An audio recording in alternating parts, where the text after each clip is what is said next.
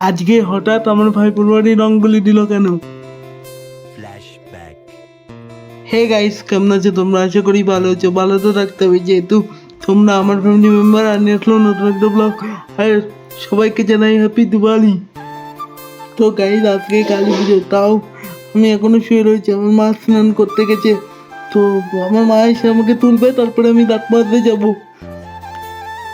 তো গাইস, এখন আমার মা আমাকে তুলে দিয়েছে ঘুম থেকে। তো এখন আমার মা আমাকে দাঁত মাজার বেসিনে নিয়ে যাচ্ছে। এখন আমি বিরাস নিয়ে দাঁত মাজতে লেগে গেছি। আমার মা আমাকে বলেছিল কটা মাসকবরি জিনিস অর্ডার দিতে, তো আমি দিয়েছিলাম, তো আজকে এসছে। আজকে কালী পুজো, তাই জন্য মা বললো যে কী খাবি, তাই জন্য আমি বললাম যে লুচি হলে ভালো হয়, যে এই জন্য আমার জন্য আমার মা লুচি ভাজছে। এখন আমার মা আমাকে খেতে দিয়েছে। তো আজকের ব্রেকফাস্ট আছে লুচি, কুমড়োর তরকারি আর মালাই চমচম। এখন বাজে দুপুর দুটো, খাবার আমার কাছে চলে এসেছে। খাবারে রয়েছে 14 রকমের শাক ভাজা আর 2 রকমের মাছ ভাজা আর 5 একটা তরকারি রয়েছে। আজকে কালী পুজোর দিনে ভাগ্নে এসছে আমাদের বাড়ি। তো তোমাদের একটা কথা বলে রাখি, আমার ভাগ্নেরও চ্যানেল আছে একটা ইউটিউবে। তো আমার ভাগ্নের চ্যানেলটা একটু ডাউনে চলছে, তো আমার ডেসক্রিপশনে লিঙ্ক থাকবে, গিয়ে সাবস্ক্রাইব করে দিও। তো গাইস, এই লাইটিংটা বলো তো কিসের জন্য? এখন আমি দিদিদের বাড়ি এসে দেখি দিদিরা ঠাকুর আনতে যাচ্ছে নাচতে নাচতে। এখন দিদিদের বাড়ি পুজো হচ্ছে, তো আমি পুজোর পাশে বসেছিলাম। তো তোমাদেরকে একটা ক্লিপ দেখালাম। তো তোমাদেরকে আমি আমার দিদিদের পুজোর মণ্ডপটা দেখালাম। কেমন হয়েছে কমেন্টে নিশ্চয়ই জানিও। আর পুজোর কাজ চলছে এখানে।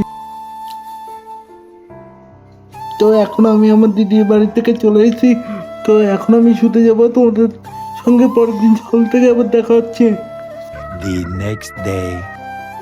তো আমার মা সকালবেলা হাঁটতে গেছিল। তো আমাদের বাড়ির পাশে কালী পুজো হচ্ছে, ওখান থেকে আমাদের জন্য প্রসাদ নিয়ে এসেছে। তো গাইজ, এখন আমি পুজোর প্রসাদে প্রসাদ দিচ্ছি, কখন খাবো। 2 hours later.